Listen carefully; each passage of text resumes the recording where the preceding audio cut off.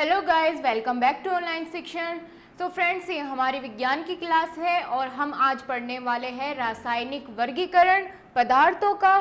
ठीक है, इससे पहले की क्लास में हमने क्या जाना था कि पदार्थ कितने प्रकार के होते हैं, क्या होते हैं। तो हमने जाना था उस टाइम पे कल की क्लास में कि पदार्थों को दो भागों में विभाजित किया गया है, भौतिक आधार पर और रासायनिक आधार पर। भौतिक आधार पर कौन कौन से थे? ठोस, द्रव और गैस, जो कि हम बिल्कुल डिटेल में बिल्कुल क्लियर करके हम कल की क्लास में पढ़ चुके हैं। अगर आपने वो वीडियो मिस की है तो प्लीज़ प्लेलिस्ट में जाके आप उसको देख लीजिए। ठीक है, आपको बहुत अच्छे सब समझ आएगा। और आज हम पढ़ने वाले हैं रासायनिक वर्गीकरण, जिसको दो भागों में बांटा गया है, शुद्ध पदार्थ और मिश्रण। ठीक है दोस्तों, तो आज की क्लास में हम यही जानेंगे रासायनिक वर्गीकरण किस किस के आधार पर किया गया है, क्यों किया गया है और ये सब चीज़ें क्या होती है। ठीक है, तो चलिए बिना देरी किए करते हैं आज की वीडियो की शुरुआत। तो दोस्तों, हमने क्या जाना कि रासायनिक वर्गीकरण दो प्रकार से किया गया है, एक तो शुद्ध पदार्थ, दूसरे होते हैं मिश्रण। पहले हम बात करेंगे शुद्ध पदार्थों के बारे में। इनको भी दो भागों में विभाजित किया गया है, तत्व और दूसरा यौगिक। ठीक है, सबसे पहले हम जानेंगे तत्व क्या होता है। केवल एक ही प्रकार के परमाणुओं से बने पदार्थों को तत्व कहते हैं। जिनमें एक ही प्रकार के परमाणु इस्तेमाल किए गए हो बनाने के लिए, उन्हें हम तत्व कहते हैं। For example hydrogen, silicon, carbon आदि, ये सभी क्या होते हैं? एक ही प्रकार के अणुओं से, परमाणुओं से मिलकर बने होते हैं। इस प्रकार इनमें समानता पाई जाती है और इनको तत्व कहते हैं। अच्छा, तो चलो हमने समझ लिया तत्व क्या है। अब बात करते हैं यौगिक की। इसमें क्या होता है? दो या दो से अधिक प्रकार के परमाणुओं के रासायनिक संयोग से बने पदार्थों को यौगिक पदार्थ कहते हैं। ठीक है दोस्तों, दो या दो से अधिक प्रकार के परमाणु मिलकर यौगिक बनाते हैं, यौगिक पदार्थ बनाते हैं। और तत्व में क्या था? केवल एक ही प्रकार के परमाणु मिलते थे और तत्व बनता था। लेकिन यौगिक में क्या होता है? दो या दो से अधिक प्रकार के परमाणु मिलते हैं और रासायनिक संयोग से उन क्या बनता है? यौगिक पदार्थ बनता है। जैसे नमक हो गया, जल हो गया। ठीक है, अब आप सोचेंगे कि ये कैसे। अब पहले तो आप मुझे ये बताइए कि जल का फॉर्मूला क्या होता है, केमिकल फॉर्मूला। H2O, यानी हाइड्रोजन और ऑक्सीजन के दो अणु मिलकर क्या बनते हैं? जल बनते हैं, हाइड्रोजन और ऑक्सीजन को मिला करके। तो इस प्रकार से हम कह सकते हैं कि यौगिक पदार्थ में दो या दो से अधिक प्रकार के परमाणु मिलते हैं। जैसे जल बनाने के लिए हाइड्रोजन और ऑक्सीजन की जरूरत पड़ी। आपको अब ये क्लियर हो गया बिल्कुल? ठीक है, तो चलिए अब हमने अलग अलग तो समझ लिया ये दोनों क्या चीज़ है। हमारे एग्जाम के पॉइंट ऑफ व्यू से एक चीज़ जाननी बेहद जरूरी है इसमें, वो है इन दोनों के बीच में डिफरेंस, जो कि कई बार एग्जाम में रिपीट हो चुका है क्वेश्चन। तो हम वो भी साथ साथ क्लियर करके चलेंगे। तो दोस्तों, आपके सामने डिफरेंस दिया गया है तत्व और यौगिक के बीच में। हमारे एग्जाम में कई बार ये क्वेश्चन आया है और बहुत ही ईजी होता है, तो छोड़ने की तो कोई गुंजाइश हमें नहीं रखनी। हमें सीखना है बहुत अच्छे से और वही सब चीज़ें इसके अंदर होगी जो हमने अभी पढ़ी। ठीक है, बस आपको इनको पार्टीशन में करना है। सबसे पहले जानेंगे तत्व। एक ही प्रकार के परमाणुओं के समूह को तत्व कहते हैं। जैसे सोना, चांदी, लोहा, गंधक आदि, या फिर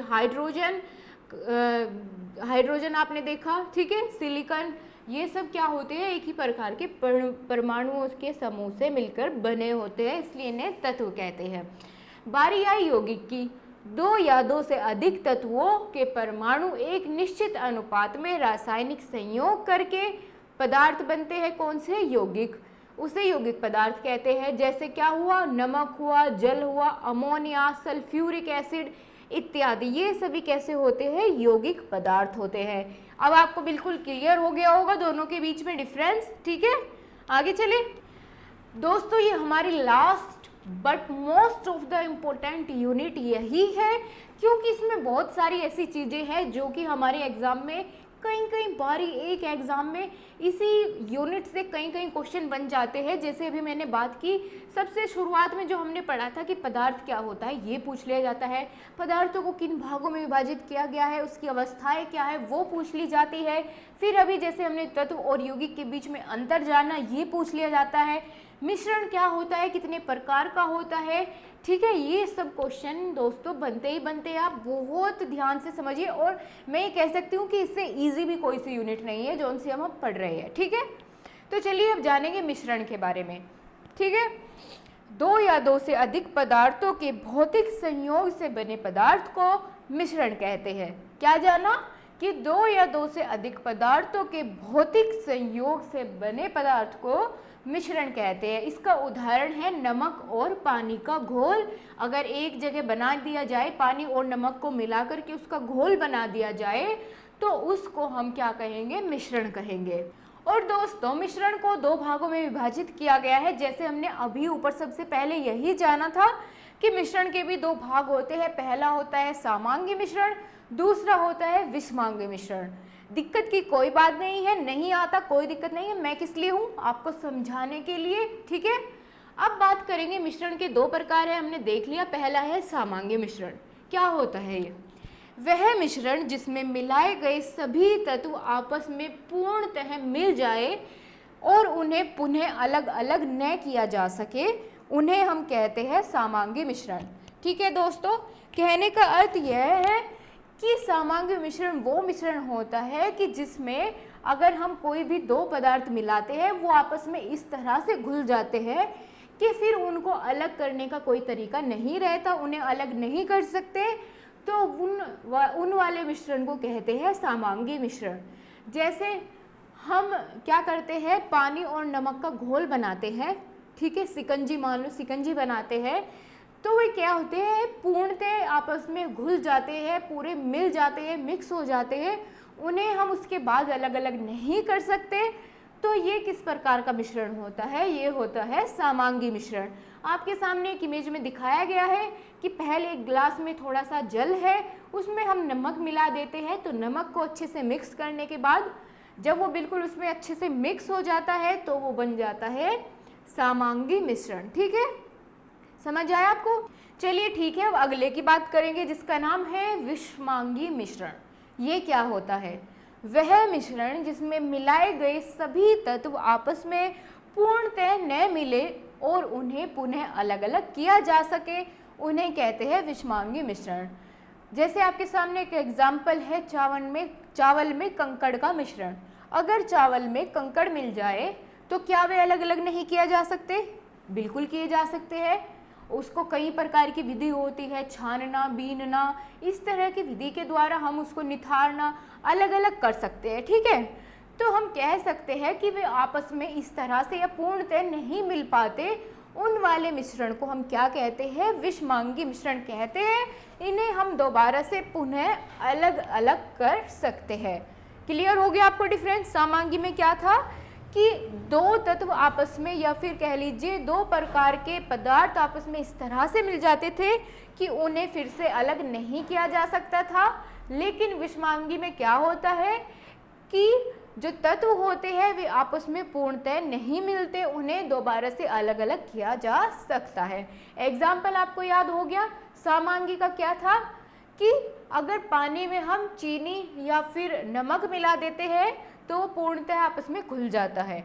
लेकिन विषमांगी में क्या होता है, जैसे चावल में कंकड़ मिला दिए या गेहूं में आपने कंकड़ मिला दिया, कुछ भी हो सकता है इसका एग्जाम्पल, तो हम क्या कर सकते हैं, इन्हें दोबारा से अलग अलग कर सकते हैं, ठीक है। आपको समझ आ गया हो गया। चलिए अब एक बार मिश्रण और यौगिक के बीच में अंतर जान लेते हैं छोटा सा।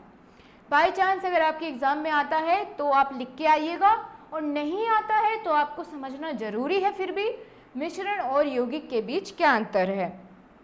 दोस्तों यौगिक किसी निश्चित अनुपात में तत्वों के रासायनिक संयोग से बनता है, लेकिन मिश्रण तत्वों के किसी भी अनुपात यानी अनिश्चित के भौतिक संयोग से बनता है, ठीक है। यौगिक निश्चित अनुपात में मिलने के बाद बनता है, लेकिन मिश्रण क्या होता है, अनिश्चित अनुपात में मिला दो तो बन गया मिश्रण, और अगर निश्चित अनुपात रखे तो बन गया यौगिक।